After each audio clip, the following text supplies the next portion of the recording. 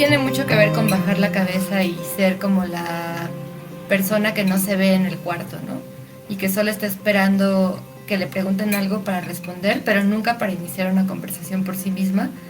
Y el arte es iniciar una conversación, ¿no? Tanto la literatura como el arte de plástica, pues de alguna forma es poner tu voz enfrente para decir muchas cosas diferentes. Es como publicarlo, decirlo y sostener la mirada, ¿no? Creo que sostener la mirada en la calle, con las palabras, con los textos que hacemos, es el aprendizaje más rico que a mí me ha dado hacer arte o escribir. Entonces, sigamos sosteniéndole la mirada al patriarcado hasta que quien la baje sea él.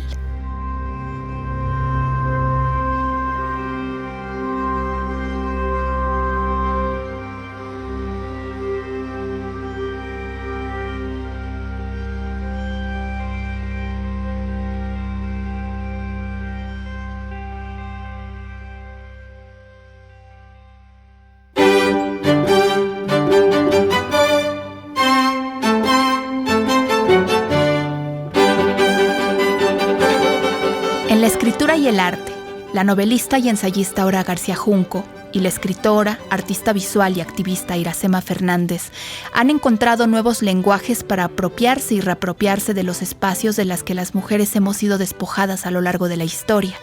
Porque sí, en la chamba permanente de visibilizar y acabar con las violencias machistas no basta una habitación propia. También es necesario hacer nuestro el espacio público.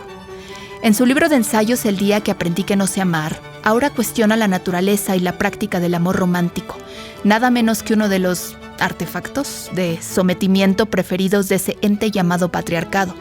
E Iracema, por su parte, explora por medio de su obra literaria y visual narrativas en torno al cuerpo femenino en su contexto político, cultural, colonial y periférico. Expone temas como la violencia de género, el derecho legítimo a la protesta, la violencia policíaca, la violencia institucional machista y la belleza de cuerpos no hegemónicos. ¿Qué tienen que decir estas mujeres sobre las violencias machistas en el espacio público? Yo soy Berenice Andrade y les doy la bienvenida a otro episodio de No Quiero Tu Piropo, diálogos sobre acoso callejero.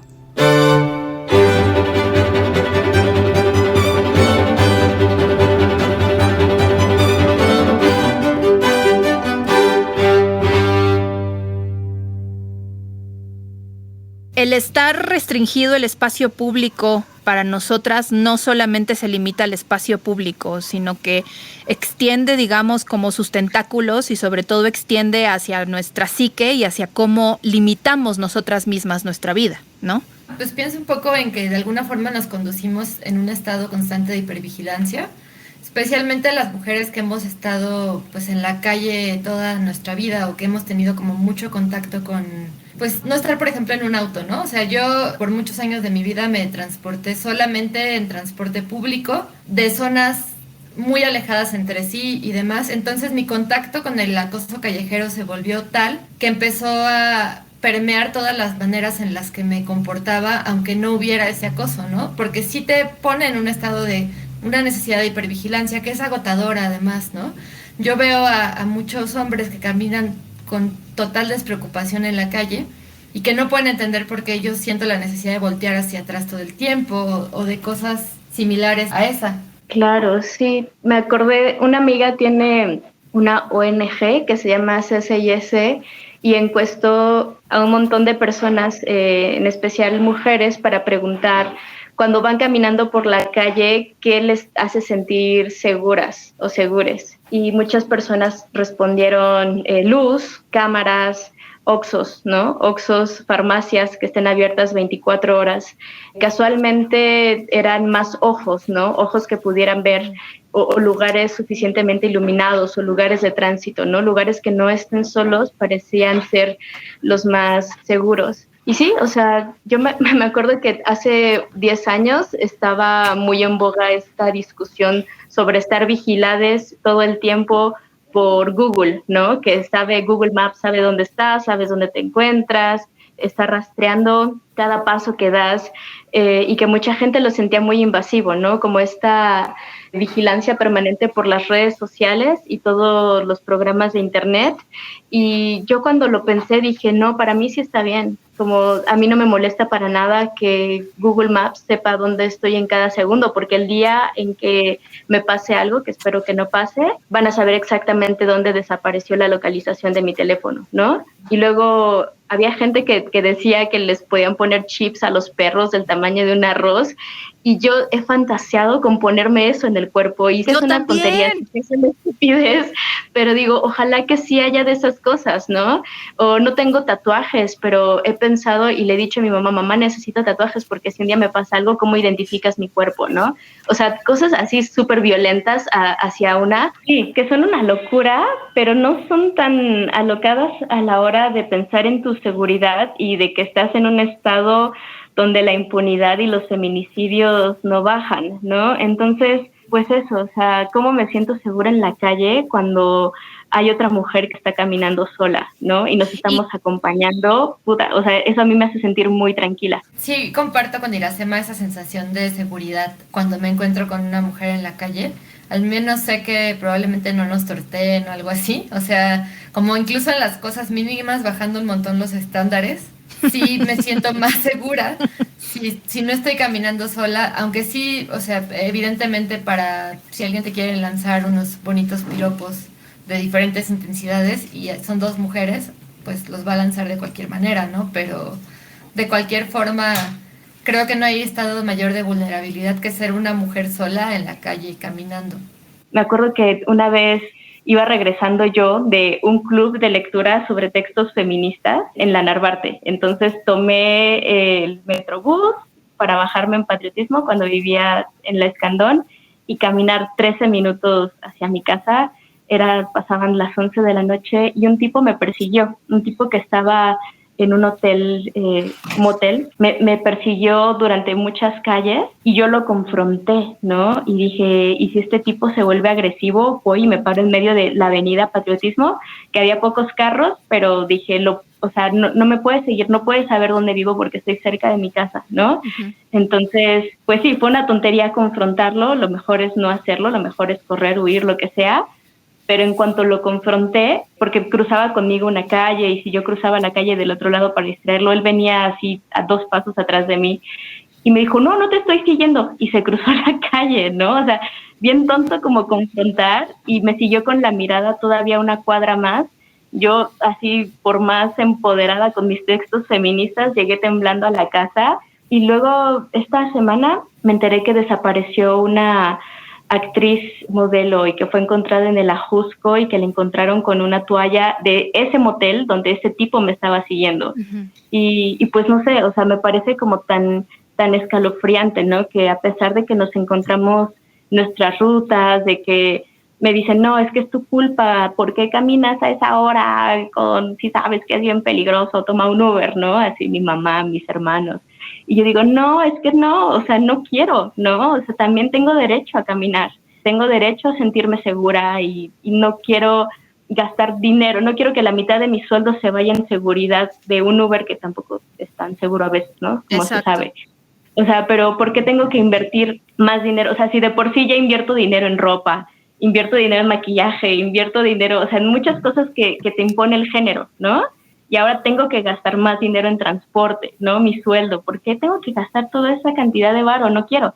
Entonces, pues eso, la rebelión. Digamos que es como una suerte de impuesto femenino, como estos impuestos que le ponen a los productos para mujer, que son iguales Total. A los productos de hombre, pero que son más caros. Y es como el impuesto que tenemos que pagar, ¿no? Extra para preservar nuestra seguridad por ser mujeres. Que ahora estaba pensando en algo que decíamos hace rato y bueno, como quiero agregar a la parte de caminar en la calle y de qué hace que un hombre te diga cosas mientras caminas en la calle, que es curioso que por ejemplo cuando llevas audífonos visibles de este tipo, como ahora mismo traigo unos audífonos grandes, te dicen menos cosas, o sea, no es solo que tú no las escuches, es que de verdad no consideran que valga la pena decirte nada, ¿no? Entonces, ahí se ve un poco que sí hay marcaje de territorio, ¿no? O sea, no es nada más dar tu opinión o no es nada más lanzar una frase bonita al universo, ¿no? Se trata de joder. Y igual, no, o sea, yo estoy segura de que muchos de estos hombres ni siquiera están pensándolo así, voy a joder a esta persona, ¿no? Muchas veces es como una especie de mantra que se replica y que simplemente no aceptan que te molesta. Es como probar que no tiene por qué molestarte, ¿no? Es como decir, esto no tiene por qué molestarle porque no estoy haciendo nada malo, entonces me vale si sí le molesta en la realidad, igual lo voy a seguir haciendo. Sí, es sorprendente y es desesperante, frustrante darnos cuenta en la conversación cómo en realidad sí tenemos estándares bajos, digamos, de seguridad, de que sabemos que estos acosos callejeros que mencionamos así y que empezamos hablando de ellos como piropos, no se quedan en eso y pueden devenir con mucha certeza en que las mujeres pierdan la vida, tal cual. Y además es una discusión perdida con generaciones mayores, digo, no todas las personas. Yo no sé cuántos años he discutido con mi mamá, mi papá, mi padrastro sobre la diferencia, o sea, más bien el significado real del piropo no en acoso, ¿no? O sea, les contaba que una vez un tipo por metro Chilpancingo se me quedó viendo a la vagina y me dijo, qué rica panocha. Y me acuerdo cuando fue el hashtag de el piropo es acoso, no me acuerdo, creo que también había salido junto a lo de Lady Plaqueta como una respuesta virtual de muchas mujeres denunciando las formas de acoso en la calle. Yo puse eso y no sabes la violencia digital que me llovió de gente que se metió a mi Instagram a sacar fotos para confirmar qué rica estaba la panocha, ¿no? O sea, una cosa así muy loca, que también la violencia digital también es igual de grave que la violencia real, ¿no? Hagamos un paréntesis. De acuerdo con los resultados de la Encuesta Nacional sobre Disponibilidad y Uso de las Tecnologías de la Información en los Hogares de 2020, realizada por el INEGI, en México, 75% de la población de 12 años y más utilizó Internet. De esa población, 21% declaró haber vivido entre octubre de 2019 y noviembre de 2020 alguna situación de acoso cibernético. 22.5% fueron mujeres y 19.3% fueron hombres. Las situaciones experimentadas con mayor frecuencia por parte de las mujeres ciberacosadas fueron recibir insinuaciones o propuestas sexuales, contacto mediante identidades falsas y recibir mensajes ofensivos, mientras que para los hombres fueron contacto mediante identidades falsas, recibir mensajes ofensivos y recibir llamadas ofensivas. ¿Ven la diferencia en las formas de violencia digital que reciben hombres y mujeres? Y además finalmente el espacio digital es una forma de espacio, ¿no? Y también eso es también una forma de marcar hasta dónde puedes participar de él. Como ya no pueden marcar en dónde nos ponemos porque el espacio digital es una cosa etérea y difusa, hay otras formas de hacer ese marcaje, ¿no? Que es mediante amenazas, mediante ridiculizaciones, bullying extensivo de ese tipo y siempre un bullying que siempre tiene que ver con cosas sexuales, ¿no? O sea, entre te voy a violar o pues disminuciones de acusaciones de las pocas capacidades de la persona, etcétera. O sea, como que sí es una extensión del espacio y pues hay un montón de recursos igual súper violentos para hacernos de nuevo tratar de entrar en una caja de zapatos.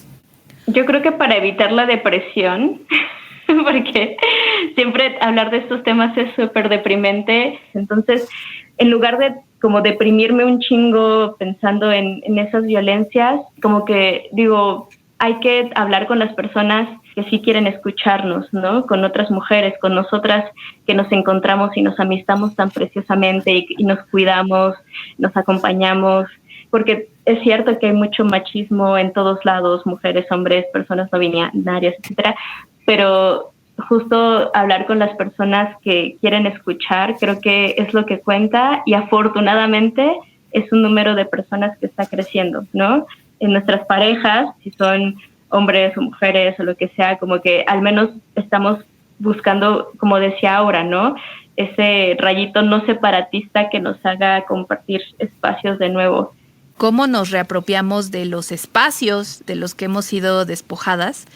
Ustedes, como artistas, como escritoras, como artista visual que eres también, Iracema, como guionista que eres también, Aura, ¿cómo ocupan, digamos, como estos espacios simbólicos del arte para reapropiarse también de estos espacios, pues, simbólicos y literales de los que hemos sido despojadas por las violencias machistas y las violencias sexuales, sobre todo? Wow, qué complejo. Sí, me la mamé, ¿verdad? Pero ustedes son muy inteligentes. Pues yo creo que para empezar, en el momento en que te arriesgas a crear, ya estás rompiendo un molde porque de alguna forma la primera crítica viene de ti misma. Que decía Iracema, pues de la educación femenina en México, y hablo de esa porque pues es la que conozco, sí tiene mucho que ver con bajar la cabeza y ser como la persona que no se ve en el cuarto, ¿no? Y que solo está esperando que le pregunten algo para responder, pero nunca para iniciar una conversación por sí misma. Y el arte es iniciar una conversación, ¿no? Tanto la literatura como el arte plástica, pues de alguna forma es poner tu voz enfrente para decir, pues, muchas cosas diferentes, ¿no? Pero ya de entrada es algo difícil de hacer, primero que nada por eso, porque hay una autocrítica súper latente, ¿no? Y una educación de condescendencia y de aceptación y de decir que sí a todo y nunca de decir que no. Y muchas veces el arte es decir que no. Y es decir cosas que son difíciles, que son a veces que generan reacciones fuertes en otras personas incluso, ¿no? O sea, yo lo pienso, pues, no sé, en el libro que publiqué el año pasado, pues sí he dicho muchas cosas que a muchos hombres les molestan, porque pues hablo de las violencias que ejercen los hombres, también de las que ejercen las mujeres, pero a los hombres parece ser que les duele profundamente leer que pueden ejercer violencia, curiosamente, aunque la ejercen. Y que además, un paréntesis que quiero hacer, las violencias machistas están muy, muy ligadas a la educación sentimental que recibimos. Entonces creo que tu libro, aunque no habla, digamos, de eso, no es su tema principal, o sea, hablar de machismo, digamos que sí es un subtema importante, ¿no? Que lo aborda por el simple hecho de hablar de cómo nos relacionamos amorosamente. Hagamos un paréntesis. Al principio del podcast les hablé de El día que aprendí que no sé amar. Un compendio de ensayos escritos desde la entraña en los que Aura García Junco se cuestiona desde sus propias experiencias por qué el amor romántico solo nos permite unirnos desde la fantasía y es una barrera para conocer al otro. ¿Acaso las maneras en las que nos relacionamos amorosamente están definidas también por estructuras como el patriarcado? ¿Cómo la educación sentimental permea también en las violencias que reciben las mujeres? Sí, yo estoy totalmente de acuerdo. Y nada más como para cerrar el tema del libro, para mí en algún momento cuando dudé en publicarlo y pensé si tenía importancia o no publicarlo, porque pues sí lo pensé y lo dudé y me cuestioné un montón de veces si quería que este libro existiera en el mundo. Uno de los argumentos que me di a mí misma para publicarlo es que sí me parecía muy importante hablar de esos temas desde ahí, ¿no? Y habrá quien ya se sepa ese cuento muy bien y no le interese leerlo, pero también hay personas, hay mujeres, hay hombres que apenas lo estamos descubriendo, estas tensiones entre los géneros, estas formas de violencia machista que tanto hombres como mujeres nos hace actuar de cierta manera dentro de las relaciones. Y para mí, pues sí, de alguna forma sí tenía que ver con apropiarme de un espacio o abrir al menos algunas preguntas hacia un espacio, ¿no? Preguntas que a mí me daban mucha pena hacer, que me costaban mucho trabajo, pero que me parecía importante. Y pues sí, creo que es una eterna pregunta, ¿no? Acerca de cómo el arte realmente incide en la realidad y qué tanto sí estamos haciendo eso. Justo cuando estaba leyendo y releyendo el libro de Aura, que si no lo han leído vayan a leerlo. Otra de las preguntas que me hacía era justo, ya que está publicado, porque además lo empecé a ver, ¿no?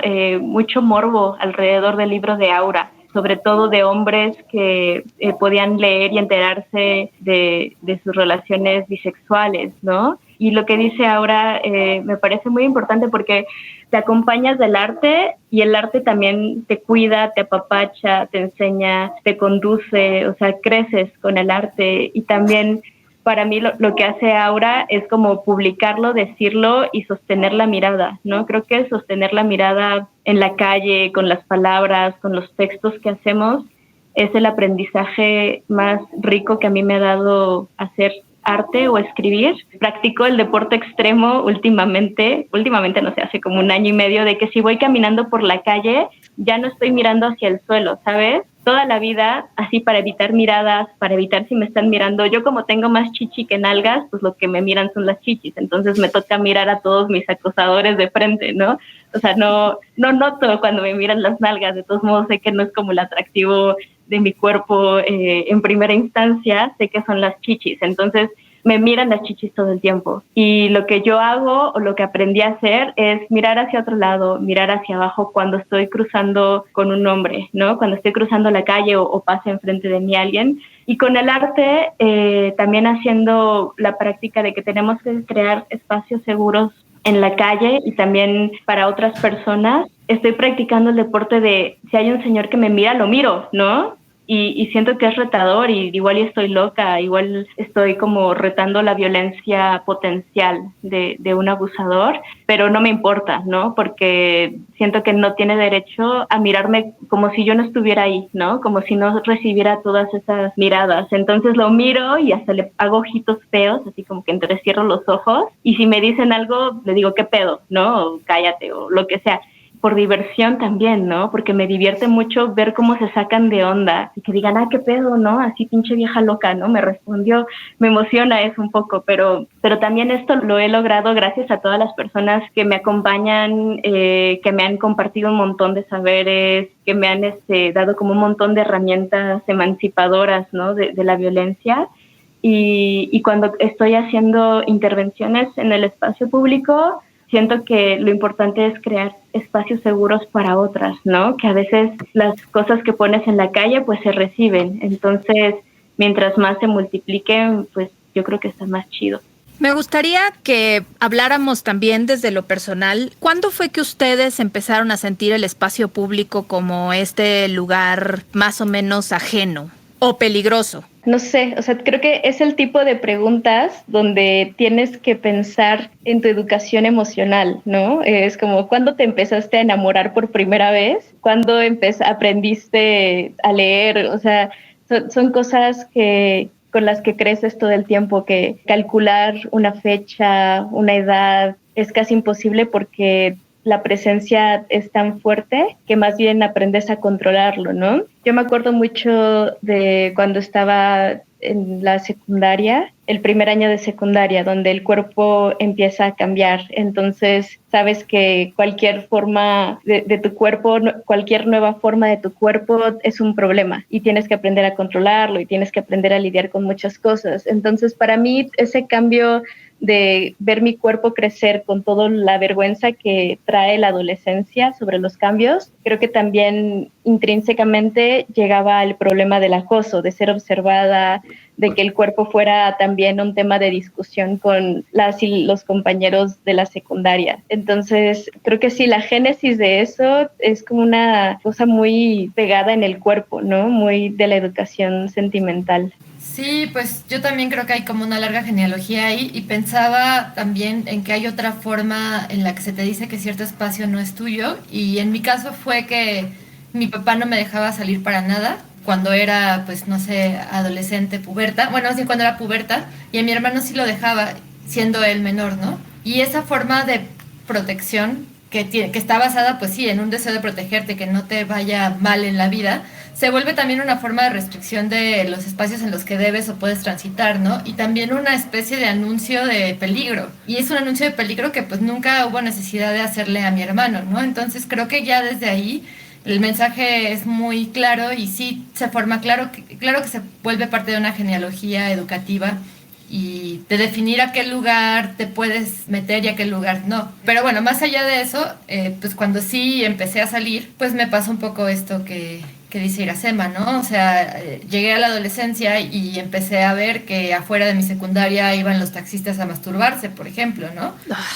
Pues yo estaba en una secundaria técnica y entonces pues siento que se percibía como que había un nivel más grande de como que estaban menos cuidadas las personas que estaban ahí en esa escuela que en una escuela privada, por ejemplo, porque pues sí, en una escuela pública casi todo el mundo se va sola a su casa, o sea que la dinámica es un poco diferente, entonces a la hora de la salida pues había toda clase de cosas jodidas, ¿no? Desde esto que les decía, había taxistas mínimo 4 veces a la semana masturbándose afuera de la secundaria, o pues sí, hombres que iban nada más a rondar y a ver qué agarraban y como un poco apelando a este estado de desprotección en el que muchas veces están los adolescentes, a las adolescentes que son hijas de familias trabajadoras que no pueden estar todo el día sobres o que no tienen otros recursos para estar con esa vigilancia constante. A mí me sorprende mucho la naturalidad además con la que contamos estas anécdotas y me asusta porque tratando como de analizar esto desde un punto de vista de la no normalidad, ¿no? Porque lo tenemos muy normalizado y entonces como tratando de salirme de mi cuerpo, decir esto que estamos hablando no debería ser normal.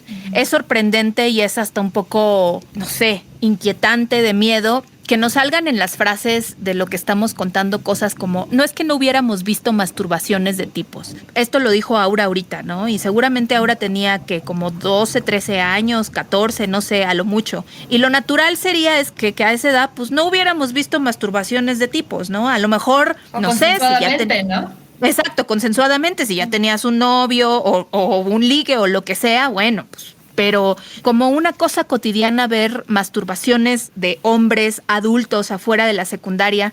Y yo me pregunto, ¿qué hacían los directores de la secundaria, las maestras, los padres de familia, algunos que sí se pasaban por ahí? ¿Qué tan normalizado tenía el entorno toda esta situación para que esto se siguiera repitiendo y se sigue repitiendo? Y seguramente tendremos anécdotas todavía más cruentas, porque pues ahora la violencia está más canija que en los 90, que en los 2000. ¿Qué recuerdan ustedes de esta normalización?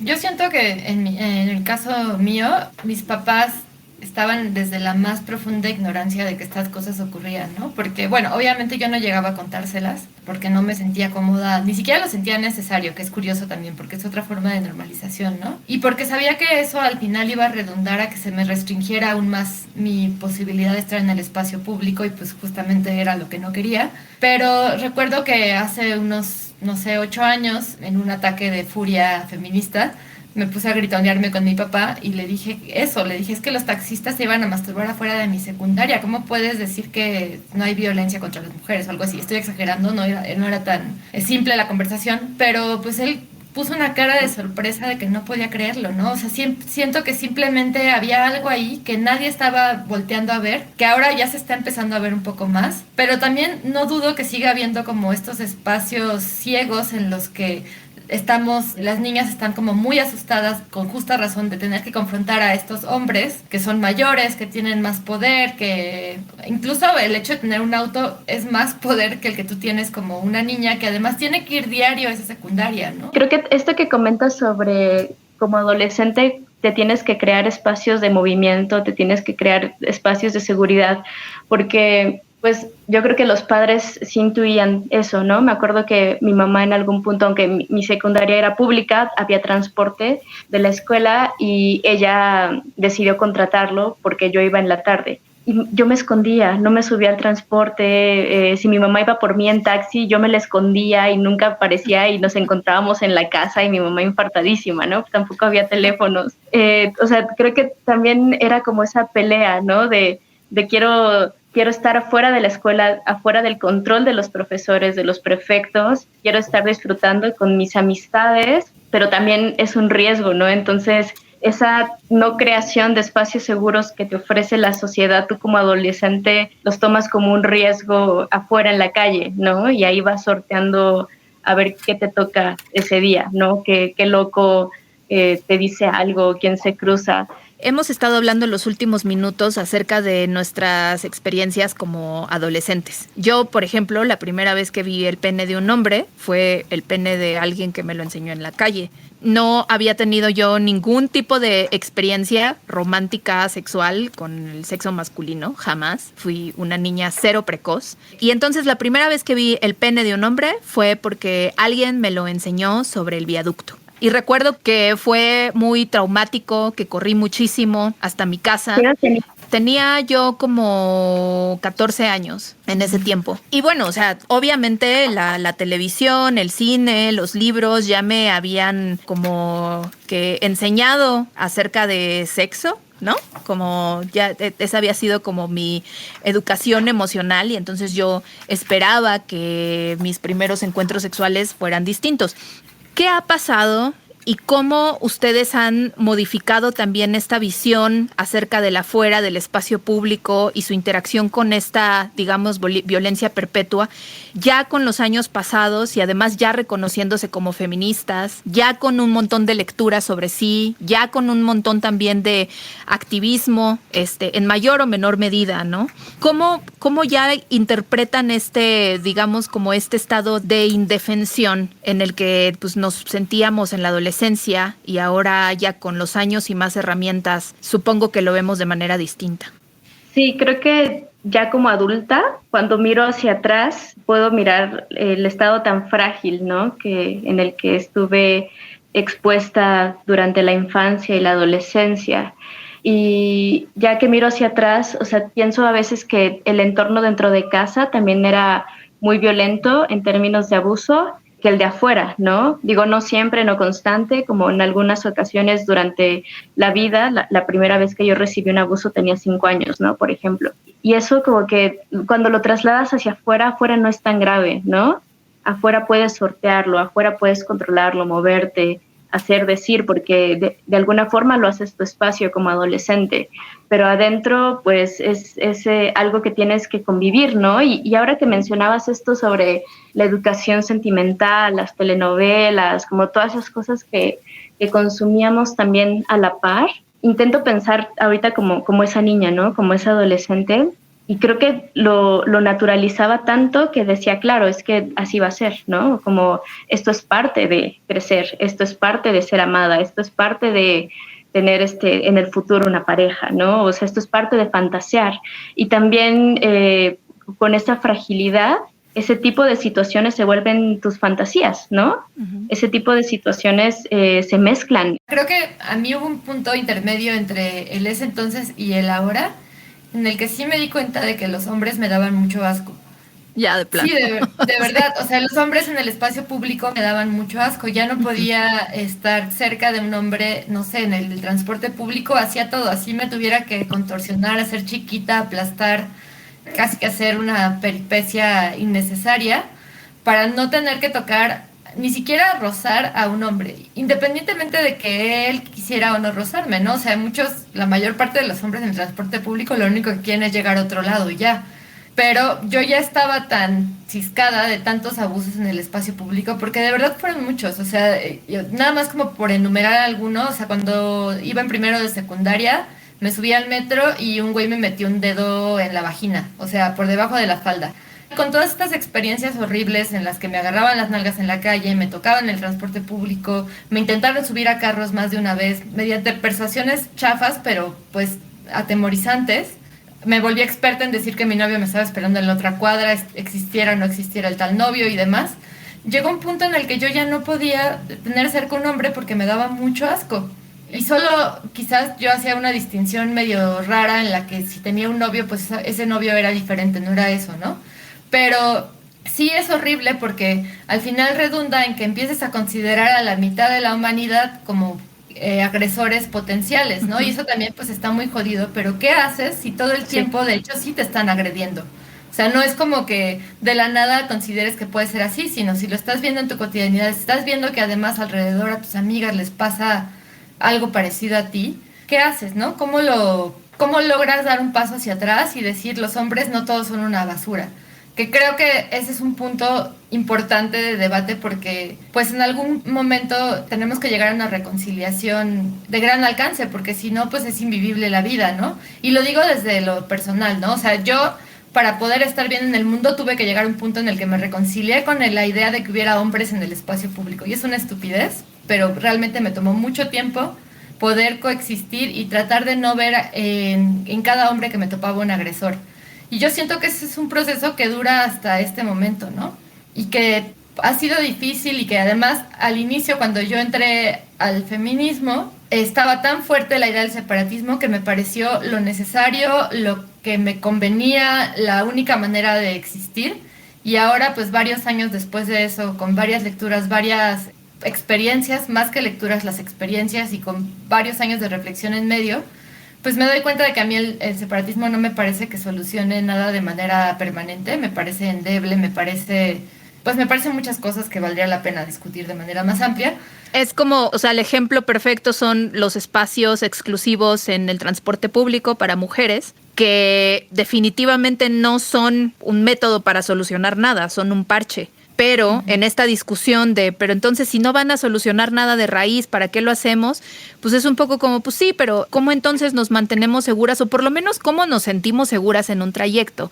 Y es una paradoja, ¿no? Es una discusión, porque sabemos que no soluciona nada, pero en lo inmediato puede que sí. No es nuestra responsabilidad crear espacios seguros para las otras, pero al final terminamos haciéndolo porque pues hay que sobrevivir, ¿no? Y digo la palabra sobrevivir porque creo que es lo que hacemos, aunque de pronto ya digamos que es algo muy cotidiano, en realidad sí tiene que ver mucho con supervivencia.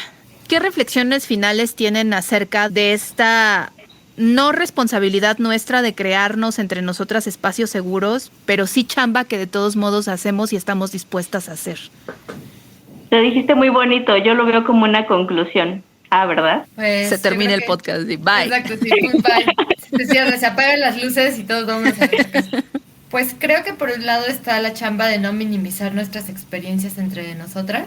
Creo que eso es sumamente importante y llevamos varios años haciéndolo, pero también siento que sigue habiendo muchas mujeres que no entiende, quizás porque no tiene el bagaje compartido de otras, lo fuerte que es tener que vivir el mundo a partir de eso, ¿no?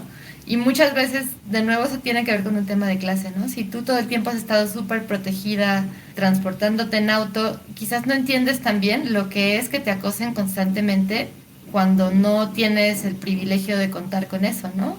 Y pues para mí, de nuevo, pues no es nuestra responsabilidad asegurarnos esos espacios, pero creo que un poco más de empatía, empezando por nosotras, hace mucha falta, ¿no?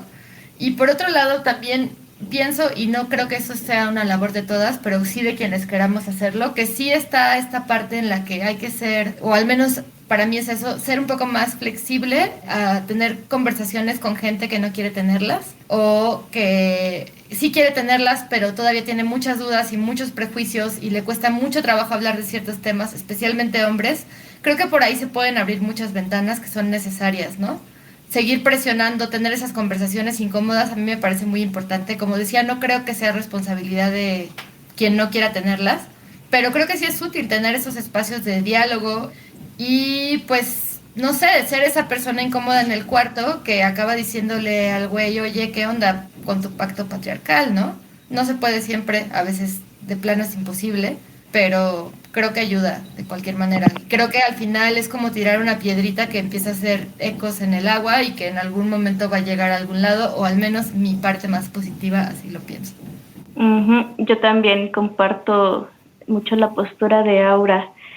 A veces también se me olvida un montón cuando se me va la paciencia, que yo también pasé por ahí, ¿no? Porque del contexto donde yo vengo, también tuve que quitarme chingos de prejuicios y resentimientos para entender montones de cosas que estaban pasando. Y todavía voy, ¿no? O sea, no es un camino que ya crucé acabado, como que también sigo sensibilizándome poco a poco para saber qué está pasando con muchas cosas que todavía me espantan, ¿no? No diré cuáles porque me van a mandar a Feministland y no quiero, pero eso, o sea, como que a veces cuando yo pierdo la paciencia con mi familia, digo, güey, tú pensabas también así, ¿no? Es tu familia, o sea, no nos cocinaron aparte, ¿no? Como que en algún punto sí nos empezamos a ir por diferentes lados porque pues también hay mucho de autoeducación, pero finalmente yo también vengo de ahí y esto que dice ahora de ser pacientes me resuena mucho. Y sí, lo que decías tú, Nietzsche, de que no es nuestra chamba crear espacios seguros, pero los creamos al final porque son muy deliciosos. Es bien padre, como una vez que estábamos nosotras creo que en casa de Aura, disfrutándonos, tomando margaritas y decir, güey, qué padre no sentirte ni mirada ni acosada, ponerte ebria si quieres y te están cuidando tus amigas, ¿no? O sea, es un espacio seguro para hacer lo que se te antoja. Es deliciosísimo eso. Entonces, mientras se arregla el mundo, se compone, se sigue luchando allá afuera, que también es súper cansado, ¿no? Yo ya decidí por el bien de mi almita que voy a ser activista 5 meses al año, porque no puedo con el desgaste y el dolor, ¿no? Necesito como recuperarme y sanar otra vez. Entonces yo dije, como que siempre hay mucho que luchar allá afuera, pero también tengo que cuidarme, y ya a partir de este año dije, solo voy a ser activista de medio tiempo, porque así como está la vida tan tremenda no se puede. Y eso, o sea, mientras intento disfrutar como estos espacios seguros que vamos creando para nosotras, ¿no? Como independencia económica, las amistades, y pues ya, o sea, como a dar una patada para afuera y abrazarnos para adentro. Seguiremos siendo las personas incómodas en la habitación.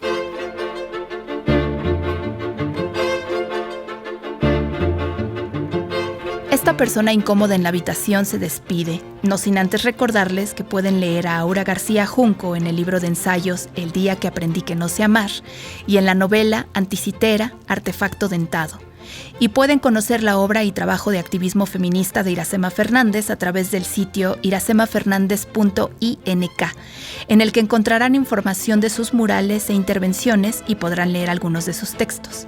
Yo soy Berenice Andrade y nos escuchamos en los siguientes No Quiero Tu Piropo, diálogos sobre el acoso callejero.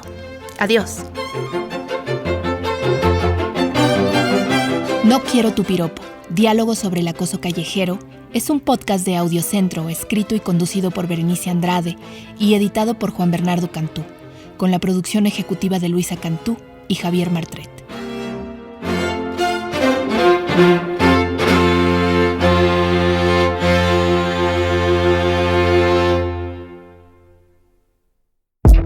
Audiocentro.